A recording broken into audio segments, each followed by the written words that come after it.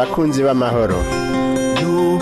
Abakunzi b'amahoro ni ikiganiro mutegurirwa n'ishyirahamwe Transworld Radio mu Burundi, ifashwe mu mugongo n'umugambi Christian Initiatives for Peace CIP mu Burundi. Kaze mu kiganiro abakunzi b'amahoro. Ndakora mu byinshi tugenzi mukunzi kino kiganiro abakunzi b'amahoro. Uri kumwe na Rondas Bandirakiza nayo gutunganiriza. Mu kiganiro cy'uno munsi tuba dutega yompi ikiganiro Claudine Nibitanga yagiranye n'umutumire wacu Oscar Warugira, aho bavuga ku kuntu umuntu yobungabunga ihinguriro ryiwe. Nubo bana batubwira ibitari bike byo dufasha kwiteza imbere no kubungabunga imigambi yacu tuzoba twatanguje. Reka tubatege yompi. Ikiganiro cy'uno munsi muri kumwe na Jewe Claudine Nibitanga, nije ngiye kubana namwe muri kino kiganiro. Nkaba rero ndi kumwe umutumire wacu twari kumwe mu kiganiro cy'ubushize, Oscar Warugira niwe turi kumwe, umuhinga yigenga. Reka ndamwikaze muri kino kiganiro kugira ngo abaramutse mwebwe muri ko muradukurikirana. Murakoze cyane kwikaze mu mpaye kandi ndaramukije n'abariko baradukurikirana bose. Ego murakoze cyane, turabaha ikaze bugira kandi mu kiganiro cy'ubushize mwaratuganiriye ni gute umuntu ashobora kubungabunga neza ihinguriro ryiwe. Turabandanya ku kiyago twariko mu kiganiro cy'ubushize. Hariho abantu kumbure batabanye natwe mu kiganiro cy'ubushize, mwotubwira mu ncamake ivyo mwatiyagiye mu kiganiro giheruka. Ego ubuheruka twaravuganye ku bijanye ico dusigura iyo tuvuze kubungabunga ihinguriro. Turasobanura neza yuko ari gukora ivyo byose bikenewe kugira ngo ihinguriro ritere rije imbere, hanyuma rigire n'umwimbu ukwiye, rigire ico rishitseko kandi ritere ryaguka, ritere imbere. Hanyuma turavuga ku biranga abantu babungabunga neza ihinguriro canke ihinguriro ribungabunzwe neza, no kuvugana abantu bakunda kwiga, n'abantu bakunda gutunganya imigambi yabo neza, n'abantu ku by'ukuri usanga bafise umutima wo gukunda ivyo bariko barakora, bakitaho kuraba neza yuko ivyo bakora babikora neza bisunza amategeko, bakaraba ko abakozi bamerewe neza bariko barakoresha, bakaraba ko ikibano kiko kiraronka ivyo bitezwa kuronka. Turavuga ku by'ukuri bitari bike vyerekana neza yuko iyo umuntu amaze gushinga iryo hinguriro akwiye kurikurikirana neza kugira ngo arabe byo kuri rikora ivyo yishinze kandi kubijanye n'amategeko. Hanyuma kandi twaratanze n'impanuro, turavuga yuko abantu badakwiye guca bihebura babonye biko biragenda nabi ngo bace bacika intege, ko twarababwiye ko mu bikwiye kuranga abantu bashinga amahinguriro hakwiye gutahura yuko ihinguriro atari umunsi mukuru, ari urugendo. Hanyuma bakamenya yuko umwimbu udacuza ubwo nyene. Twaravuze ibijanye no gukora cyane kugira ngo abantu bashobore kungugereza umwimbu. Turavuga no kugira integuro nziza no kuza barasuzuma aho bageze kugira barabe niki gituma ibintu bitagenda neza, kugira ngo bashobore gukosora bishobora gukosoreka. Hanyuma babone na kure, biyumvire, barote, ntibagume ari abantu babona umengo isi herera aho nyene bari. Bamenye ko ivyo bahinguye bifise isoko nini cyane irenze aho bari. Mbere turanavuga ko bakwiye no kwiyumvira ivyo bariko barakora vyoshikira amakungu gute, vyorenga imbibe gute, bigashika n'amakungu aho abona n'ayakaronka kaba bakiriya babo. Twaravuze ikindi kandi gikomeye cyuko ihinguriro ivyo rikora bigugwa n'abantu. Rero ubucuti buri hagati y'umuntu afise ihinguriro n'abakiriya biwe bamushorera, bagura ivyo bintu ariko arakora, birakenewe gose ko butezwa imbere kugira ngo abantu bagume bamushorera. Nta bantu bazobura ibintu bikozwe nabi, ibintu bidafise akanovera keza. Umuntu yashinze ihinguriro akwiye kwama yiyumvira uburyo atanga ibintu vyiza bituma abantu babikunda, babihurumbira, bakamushorera. Ikindi twaravuze ko iyo umuntu afise ihinguriro akigira kundi muntu ingeso yo guca ugomba kumucyoza, yo kumusubiza hasi kugira ngo kumbure ugure isoko wenyene, bakwiye kuyihagarika ko si nziza. Ni ikimenyetso cerekana ko uwo muntu atamugambi afise, adafise yaje. Aho niho twaca tuvuga ibijanye no gusuzuma neza intumbero bituma umuntu atangura umugambi. Amafaranga ntakwiye kuba ari iyo ntumbero yonyene. Amafaranga ni kimwe mu bigize intumbero nyamukuru zituma umuntu ashinga ihinguriro. Umuntu akwiye kuraba ko ikintu agomba akore gifise ico kimumariye, gifise ico kimariye abo bari kumwe mu kibano, gifise n'ico kimariye igihugu, mbere akiyumvira n'ico kimariye amakungu, kuko iyo niyo migambi ya niyo mahinguriro agera kure kandi agateraje imbere, kuko afise ico ariko araterera mu kibano aho abantu bari, afise ico ariko arafasha abantu. Muga abantu bashinga amahinguriro gusa barondera inyungu z'amafaranga yabo, ayo mahinguriro kenshi biragora ko atera imbere, kuko kenshi usanga no mu gutanga akazi bibagora guha akazi abantu babishoboye, baca bagereza gukoresha abantu batabijwe abahimba amahera make, basanga ntibashobora gupanga akazi neza, bakapanze nabi, bigatuma badashobora gushika kure. Murakoze cyane, nkizera rero ko batadukurikiranye mu kiganiro c'ubushize by'ukuri nabo bashoboye kugira ico bakuye mu byo twaganiriye mu kiganiro c'ubushize. Hariho ijambo mwagumye mugarukana kenshi ngo gusuzuma neza. Nagira dufatiye aho nyine kuri iryo jambo mutubwire n'izihe ntambuko z'ihinguriro ribungabunzwe neza. Intambuko z'inguriro ribungabunzwe neza, iya mbere ndayigaruke ko ni intumbero nyamukuru ituma umuntu atanga ihinguriro. Nkuko nabivuze uheruka, naraciye ku mayange ibijanye n'uburyo dufata ibikorwa canke gukora. Naravuze ko atari umuvumo. Abantu benshi iyo havuze gukora bacabona mengo umuvumo, mengo benshi bojya bica ataco bariko barakora. Mugabo ku vy'ukuri niteka ko umuntu ariko arakora akajya yabiza kuye. Niteka Imana yaduteye. Imana yashimye ko dukora, rero nituba abantu bakora, mbere bakora cane. Aho niho kumbure bihera. Hanyuma hakaza ibintu dukwiye kuza turatandukanya kumbure. Uwo mu gihe haje amashure, abantu benshi baja kwiga kugira ngo bace baronka ubuzi, bace baja gukora. Tukama twumva ko akazi ari ugutonda ku biro vy'umuntu canke mu biro vya leta, umuntu agataha. Ivyo byaratumye abarundi tutaguka ngo twiyumvire ibindi bintu vyo gukorwa. Mugo kw'Imana yaturemye twese yadushizemo impano zitandukanye. Kandi c'Imana nyamukuru yashaka no izo mpano tuzikoresha. Nizo Imana yabonye ko zitubeshaho. Izo mpano duca tugira n'urukundo muri twebwe rutuma dukunda ivyo bintu. Rero umuntu akwiye gukora ikintu yiyumvamwo ko ashoboye kandi akunda. Gukunda gusa ntibihagije, kwiye kumva ko ufise n'ubushobozi bwo gukora ivyo bintu. Hanyuma mu vy'ubushobozi twaravuze ko harimwo kwiga no kwigishwa no kurondera no gucukura ubumenyi butari buke. Ubu hari ubuhinga bwinshi bwo kurondera amakuru menshi. Ubwiye urumviriza abantu bari mu migambi, hari ukubwira je nagiye ku mbuga ngurukana bumenyi, mbona bariko barakoncandaza ndabigerageza. Nagira mbwira abantu ko bijya bimwe mubona nivyo, bijya bimwe si binyuma. N'abantu bamaze gushika ahantu bavuga bati reka dusangiza abantu ubuhinga. Umuntu agomba guteza imbere impano yiwe yo kuririmba canke kuvuza umuzingo ayiteza imbere. Hari ubuhinga bwinshi ku mbuga ngurukana bumenyi bushobora gutuma avaha agashika ngaha, hanyuma akiteza imbere. Aho yahora avuza umuziki abantu ntibaryoherwa, no musi akavuza abantu bakaryoherwa, benshi bakaza no kumwumviriza bakamuha n'amahera yo kugira ngo atere imbere, kubera iki yateje imbere ubumenyi. Aho rero benshi baca baja mu kuguma mu kwibaza ati mbega ibyo ndabitangura gute, mbega ndonka amafaranga gute n'ibiki. Mugabo muri ibi byo gushinga amahinguriro cyangwa byo kugira imigambi, ikintu kiza imbere s'amafaranga ni integuro.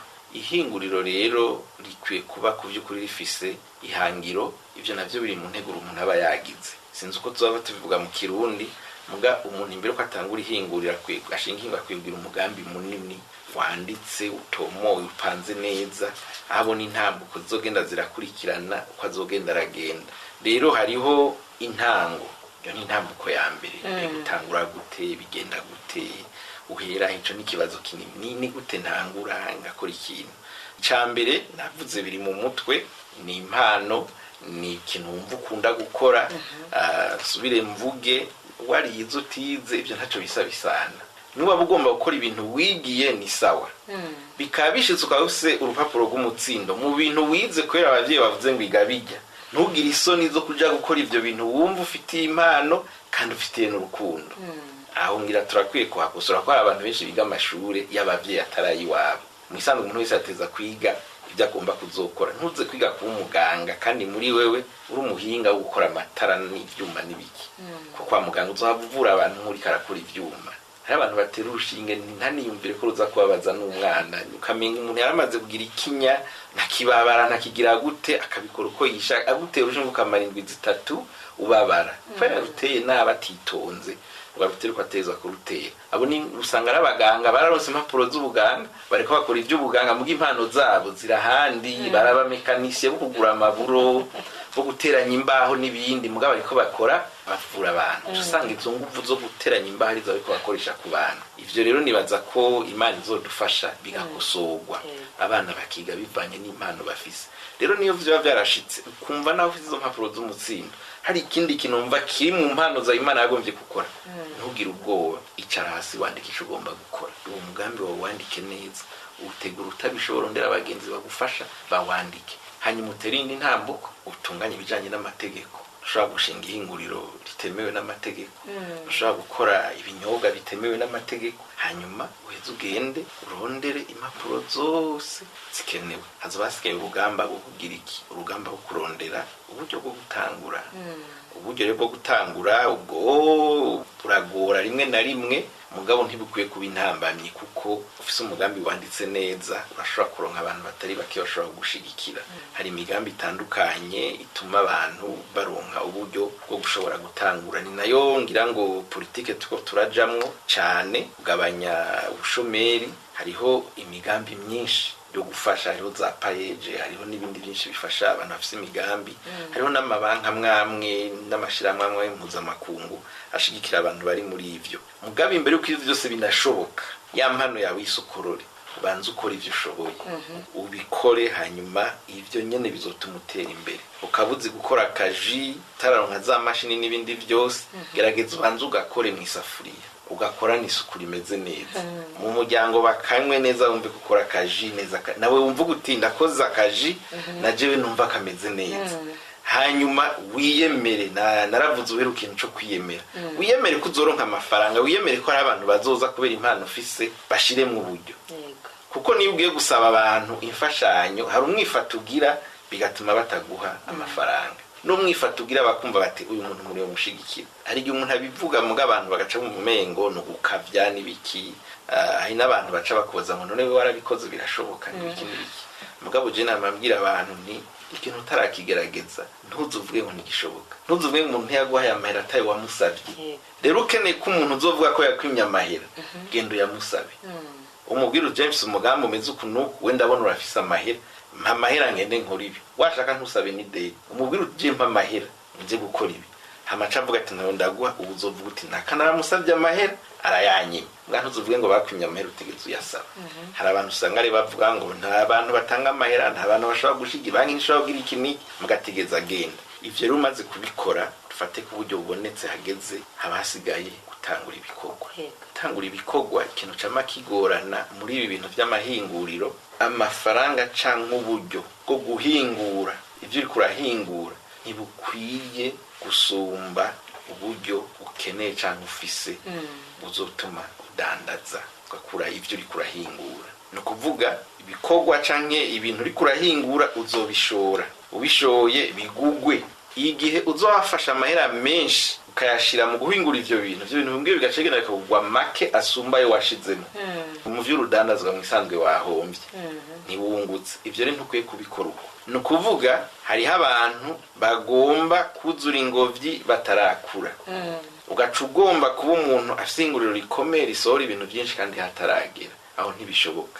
banza ukore ntuzana abakozi 10 kugira ngo wiruhukire umuzunguruko utekanye hanyuma ngo ucukora ibintu bizovamwe amahera udashobora no kwimba abakozi 10 ahubwo vuga uti jewe nzohora nkora gushika isaha 8 canke 7 z'ijoro niho nzohora njya saa 11 mbe mbyutse mugabo nshobore gukora kubera ari jewe ndiko ndakora umwimbu vamwo no wiwanje manze nihembe gucuzana abakozi baza kugufasha gukora ibikorwa kandi utararonka umwimbu hanyuma n'ikibazo cyaho gukorera hari abantu bagomba guca bahera gukorera mu bibanza bizimvye akaca agomba kuza ahantu hazimvye bari hakorera muri ico gihe amahera uri kurarondera bizoca bigorana n'ubushiri umugamba agasanga amahera menshi washize mu bizotuma ushobora gukora aravuga ati umuntu kweri mugambi we ntuzokunguka rero hari kwico giharuro cyo kumenya neza amahera nkoresha kugira ndonke wa mwimbu nzoshora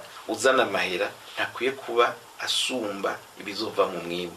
Ico ni giharuro cama kigora cyane abantu benshi iyo batanguye ibi bintu. Umuntu ukabona ko yatanguye ibintu neza mugabo agacagira ico kibazo c'uko ariko akoresha uburyo bwinshi, ibyo ariko arahingura ntibizoshobora gusubizamwo ya mahera, agaca asanga arahombye.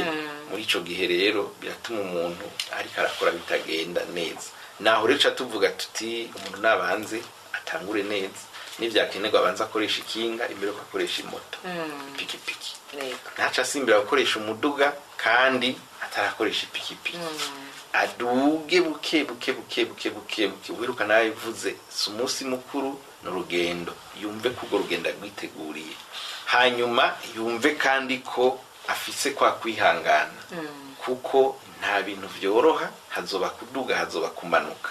Mugihe ibintu bimanutse yifata gute, ibintu biduza abantu bose bararyoherwa, mugihe bimanutse abantu benshi baragira ikibazo. Rero intambuka ikurikira wamaze gutangura ugashinga umugambi ukaronka ukorera, hacajamo uko gukora rero ibikorwa nyezina. Mu gukora ibikorwa nyezina intumbero ikwiye kuba gukoresha uburyo buke ugahingura ibintu byinshi. Mugihe ibyo bintu binguye bikwiye kuba ari vyiza vya mbere bibaho, niryo hangiro. Ukora ibintu vyiza bisumba ibyo abandi bakora. Ukoze ikaramu ntihagire uzosubira kuja kuzana ikaramu muri Kenya. Abantu bose bazovuga iti ikaramu nakakora rya hinguriro rikora ni rya mbere, nivyashoboka rinazimbuke. Mugi ikintu ca mbere kije imbere sibeyi nuko rikora neza. Hari amakaramu ahoraza wanditse rimwe ukazona irazivye, izo karamu ca tuziga nta usubira kuyigura. Mugo wazikoze yasohoye amahera, bataziguze rero ntizosubira kugurwa. No kuvuga ukwiye kwama ushira imbere gukora ibintu vyiza abantu bose bazohurumbira, kuko uguze ikintu cawe ni wavuga ati ca kintu ciza. Ukoze umukate canke ibenya abantu bakavuga ati umukate. Ha mu gisagara turashye umuntu yitwa Kapa. Kapa ni izina ry'ikigiriki, sini gihirundi. Kapa ni kigiriki. Mugo umuntu nuno musi nta mwe atazi ko akora imikate. Bakubwira ngo umukate wo kwa Kapa. Hariho abantu gushika no musi ataguze umukate wo kwa Kapa atahandagura. Umuntu akavyara umwana agura umukate kwa Kapa, agasohora umwana agura umukate kwa Kapa, akazorinda ava kuri ino sagura umukate kwandi kwa Kapa, kubera akoze umukate mwiza. Ugasanga abantu baragize amazina, sibo bakora imikate gusa muri kino gisagara, hari n'abandi benshi bayakora, abitwa ba Triano n'ibiki. Ayo n'amazina abo ntibakiriho, abo n'abantu bakoze kera bagakora ibintu kubera kanovera babishizemwo, abantu bose bakama bavyibuka. Rero nivyo numvume ngo novuga. Hanyuma ikindi no kuvuga kiba gikenewe indi ntambuko no kuronka ujana ibintu vyawe. Ntukore ibintu utizi isoko. Hari abantu bakora ibintu bimwe navuga kubera kwigana, kubera wabonye umuntu ariko arakora nawe ugacubikora. Abo bantu bagira amahinguriro mwe nayo kwigana kenshi ingorane baca bagira. Wewe urya abonye yarizi isoko, arafise abakiriya biwe baza kurangura vya bintu, baza gutora vya bintu, arafise yabishorera. Wewe ugacuza ukabikora utizi isoko, wabonye bikogwa muga ntibigeze wizi isoko. Wabonye abantu baza kubigura ukibaza ngo baza kubigura iwawe kubera nabo bikoze, ariko siko bimeze. Hari ikintu citwa kumenyekanisha ibyo umuntu akora akaronka isoko yiwe. Rero ico kirahambaye gose, ko ni wakora ibintu ntibigugwe nuzoronka amahera. Rero ni vyiza yuko abantu bagira iki, abantu biga amasoko. Ntidupfe guhurumbira ibintu ngo nuko tubonye abandi bose babikora, tubanze turabe ko ibintu biri mu mpano zacu. Urashaka gukora ibintu karaba uti ibi bintu hano byo gugwa ni mu Ruyigi, ko mu Ruyigi ariho bikunda. Jewe rero ndagiye mu Ruyigi kubikorerayo. Nwabikorera ngahe Bujumbura, ukacuza bitwara n'imodoka bijana mu Ruyigi. Ni bimwe navuga, ikiguzi kizava kiba kinini, uca usanga ivyo bintu biciye bizimba ntibironse ababigura. Ahubwo ni ugenda muri gukabikorerayo kugira ugabanye wa rugendo wo kubitwara na bwa buryo bukoresheje, kuko niho babikunda niho baca babigura. No kuvuga rero mu biranga abantu harimo nako kantu, kuko utari umuntu urumva ari umuntu agumye kuri we. Sinzi uburyo mu kintu tukivuga mugabo mu gifaransa n'umuntu agumye kuri we. Umuntu agumye kuri umuntu kugira ashobore guhindura, aje mwibara agasanga imodoka yahagaze mwibarabara umengo yo yicamwe karengana, kwiyumvira ko yozunguruka biramugora, acatangura imodoka yapfuye mwaguma avuze isoni ngo bamubise. ntashobora kumva ko yozunga. Hari abantu bameze uko muga umuntu ari muri ubu byo bintu byo gushinga amahinguriro akwiye kuba umuntu ashobora korosha ubuzima rimwe na rimwe kugira ngo ashike ku ntumbero, kuko kenshi iyo asanze ibyazibiye adashobora korosha bica bigorana. Rero ivyo byose niba bikenewe kugira ngo bimufashe. Hanyuma intambuko ya nyuma rero ni yindi navuga yuko akwiye kumenya neza yuko ku by'ukuri iyi ntumbero nyamukuru atari amafaranga gusa yiwe, ibintu ariko arakora bikwiye kuba bifite akamaro bimariye ikibano, bimariye n'igihugu. Si umuryango wiwe gusa, harimo n'ikibano, harimo n'igihugu. Ivyo rero ashoboye kubishikako neza, akamenya ko ibintu ariko arahingura bitakwiye konona amagara y'abantu, bidakwiye konona ikibano, bikwiye guhakaza abantu, bikwiye gufasha abantu. Abo bantu nyene ico kibano nyene ico gihugu nyene nico kizoza kikamushigikira, hanyuma agateraje imbere. Hari abantu usanga bagomba gukora ibintu bakibagira ivyo vyose, ugaca usanga n'ababanyi iryo hinguro ntibarishaka kubera ko rituma babaho nabi, n'igihugu ntigikeneye iryo hinguro kubera yuko ibintu riko rirakora ntibifasha mu iterambere ry'igihugu, ahubwo bituma igihugu gitanga yandi mahera. Dufate nk'abakora inzoga zo kunywa canke ibinyobwa, ugasanga bariko bakora ibintu vyica ubuzima bw'abantu, igihugu kirahahombera. Kuko abo bantu bagwaye bategerezwa kuja mu bitaro, bamwe bakagwara indwara zisaba igihugu gutanga uburyo bwinshi kugira bavugwe, ugasanga nyene ni kibazo bariko batera igihugu. Cyangwa ugasanga na wa muntu kumbera abakorera igihugu mbwa ko yatanguye kunywa za nzoga bakoze, ntagishobora gukora igihugu kiba gihomvye. Rero uri muri ivyo ntusubire kuvangura n'amahinguriro, ntazoshobora gushika biba vyaranse ku by'ukuri. Ntibikunda, ni bamwe baca bagomba guca mu nzira z'ibiturire ngo bakore ibintu, ariko iherezo n'iherezo bitegezwa kwisambura. Yego, murakoze cyane mu byo mwavuze ko umuntu ashobora kubungabunga neza ihinguriro ryiwe, akwiye kugerageza gukora ibintu abantu bahurumbira. Ariko turi muri kino kiganiro abakunzi b'amahoro, hari ibyo dukunze kubona bidaheza ngo bizane ya mahoro, ugasanga kumbure umuntu ibikorwa vyiwe akoze ubwa mbere vy'ukuri abantu barabihurumbiye, kandi ukabona ryahinguriro ryiwe ririko ritera rije imbere rigenda neza. Mugabo mu misi mike ugasanga ca kintu waguze ryahinguriro rigitangura ntikikimeze nk'ico uguze ryahinguriro rimaze umwaka canke rimaze imyaka 2. Mbega muri ico gihe biba vyapfiriye hehe, canke wa muntu yokora iki? Nibaza ko ingorane igaruka handi nyene navuga mu ntumbero. Ico nguma ndakigaruka ko n'abariko baratwumviza bavyumve, ihinguriro intumbero nyamukuru s'amafaranga gusa. S'amafaranga gusa. Ukwiye gushinga ihinguriro ngo ukurondera amafaranga gusa, ukwiye kumva yuko ihinguriro ushinze riteza guteza imbere wewe, tufata umuryango wawe, ababanyi, ukuvuga ikibano n'igihugu, mbere binashobotse n'isi yose. Kandi byose ukwiye kuvyitwararika. Rero hari abantu bakora ibintu vyiza, intumbero yo kuronka abakiriya babaha amahera gusa, ugacumengo bobahenda ubwa mbere biboneke ko ari vyiza, bashiremwe ingufu bakora ibintu vyiza, hama bamaze kubikunda bace bagabanya kugira ngo bunguke amahera menshi. Bijya bituma batakanovera bahindura, baba bagomba ngo baronka amahera menshi, bakoreshe bike bishoboka mugabo bunguke byinshi. Nibaza yuko atari uko bikwiye kugenda, ahubwo uko watanguye wateza gutera uduza hejuru gusumba kugira ngo noneho ibintu bitera imbere cyane. Abo rero bagera ahantu bagahindura, bagakora ibiri munsi ya bya binde bahora bakora, bari muri babandi amahinguro y'abadashika kure. Abagira ikinyuranye n'ico, aho bahereye ahubwo batera baduza gusumba, abo nibo batera bajimbire bagapfa bashikirana yasi yose bakagura by'ukuri. Mugabo abo rero babumva ko bafise ico bakwiye guterera mu kibano, mu gihugu no kwisi yose. Mugo umuntu yumva ko aterera mu fuki we gusa, azokoresha uburyo bwose. Abo mbere si nivyo gusa, ni bamwe uca usanga hageze naho bagomba no guhirika amategeko, bakaja gutanga ibituriro kugira ngo ibi babireke, ntibakwiza ibinabiriya, ntibaje ku biharuro biba bisabwa n'amategeko bakore neza. Abo baba ariko barisamburirako. Rero no baha impanuro pe, umuntu ariko akora neza mu hinguriro ryiwe, no kuvuga n'imiburiburi adashoboye kuduza kakanovera k'ibintu ariko arakora ngo bibe vyiza gusumba, nafuma guma hamwe yahera. Mugabo ntaze kumanura. Muga hari ikindi gishobora gushika muri bino bintu naho tutabivuze mu buryo buheruka.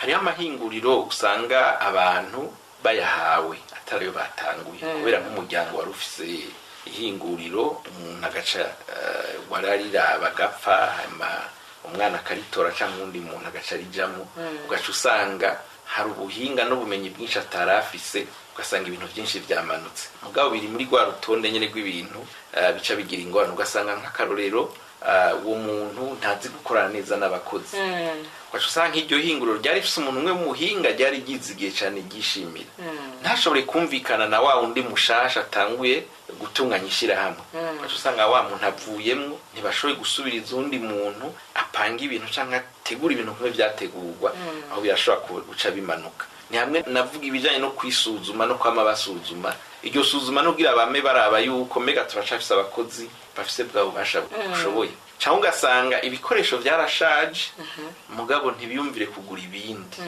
ugaca usanga rero ari abantu bafise umutima wo kumenga avuze igikoresho gishasha umenga arahombye agaca afuma heba gukora ibintu byiza uko yahora bikora akabika yamahera cyangwa asagiye mu bindi ugaca usanga rero mwitunganywa hari igihe bishika akaba hagiyemo akantu katameze neza haba ku buhinga haba ku bikoresho bakaza kwisanga wa mwimbu wamanutse abo rero kenshi iyo babimenye barakosora mugabo vyavuye kuri ya ntumbero yo kuronka amahera menshi ntibakosora baherayo uramaze kumva nk'aba bakora imiduga ko ari igihe bavuga bati imiduga yose yaguzwe abayiguze bayisubize tubasubiza amahera kubera hari mwikosa bakavuga bati ntibabigirira ubusa nuko bavuga ati nikosa ryabaye kandi ko ryabaye bagasaba n'imbabazi kugira ngo ntibate babakiriya bahora babashorera mugwa wabigize afise intumbero yo kwegeranya inyungu nyinshi ishoboka uwo ntavayo mugabo kandi n'ingendo mbi. Murakoze mu ncamake n'akahe kajambo canke n'akahe kamo wotera abantu batanguye amahinguriro yabo mugabo bipfuza ko bashobora gutunganya neza amahinguriro yabo? Abo ico no bahanura nuko ubumenyi buri bwo gutunganya amahinguriro nibegere abahinga babizi babafashe abategurire ivyo byose bikenewe hanyuma bakora imigambi ivyo twita ama plan d'affaires mu gifaransa ni imigambi yerekana ikwereka mu myaka 3 myaka n'igicapo cy'ubingoro ryabo izuba rimeze hanyuma ku by'ukuri bitwararike kurondera impano z'ukuri zibafasha gukora ivyo bikorwa bumve yuko kandi abo bantu bazanye atarabaje kubiba atarabaje kubononera mugana baje kubafasha kugira ngo batere imbere hanyuma ikindi nuko ku by'ukuri bogira uko kwihangana ntibace baheba bumve neza yuko ari urugendo ibiko biranko no musejo bizoshoboka hama bagerageze babandanye mugabo icihutirwa nyamukuru nuko barondera imfashanyo haba mu gutegura iyo migambi yabo haba mu kwiga bakagira ubumenyi mu byo barimo hamwe no kuraba rero ni kimwe navuga cisuzuma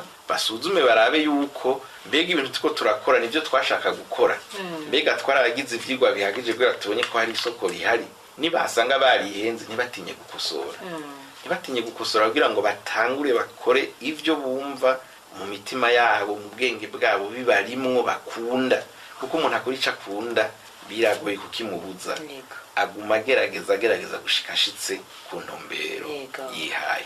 Murakoze cyane. Turakengurukiye rero abatuganiririye mugenzanje Claudine Nibitanga hamwe n'umutumire wacu Oscar Warugira nize ko ibiganiro bagiranye byagutumye wunguka ibitari bike mu kubaho kwawe kwa misi yose. Rero nubu ufise ikibazo cyo wunganira telefone 71 204 197 canke 69 499 619. Iyo urayisanga ko WhatsApp urashaka kudusanga naho dukorera n'imirore ya mbere ibarwa gitiro Gerard inimero 27 mugire ibihe byiza naho bitaha. Ico cari kiganiro abakunzi b'amahoro mutegurirwa n'ishirahamwe Transworld Radio mu Burundi ifashwe mu mugongo n'umugambi CIP mu Burundi. Ukaba nawe ugomba kutubaza cyangwa kutwunganira ushobora kutwandikira cyangwa ukadutelefona wanditse ukoresha agasanduku ka posta 1140 i Bujumbura canke email twrburundi@gmail.com canke naho ukatwandikira ubutumwa bugufi kuri telefone ngendanwa inomero 79 387 199. iyo telefone urashobora no kuyitwandikirako kuri WhatsApp. Mu masaha y'akazi urashobora kudutelefona kuri 22 24 26 57. Tukaba tukwikebanuye naho ubutaha.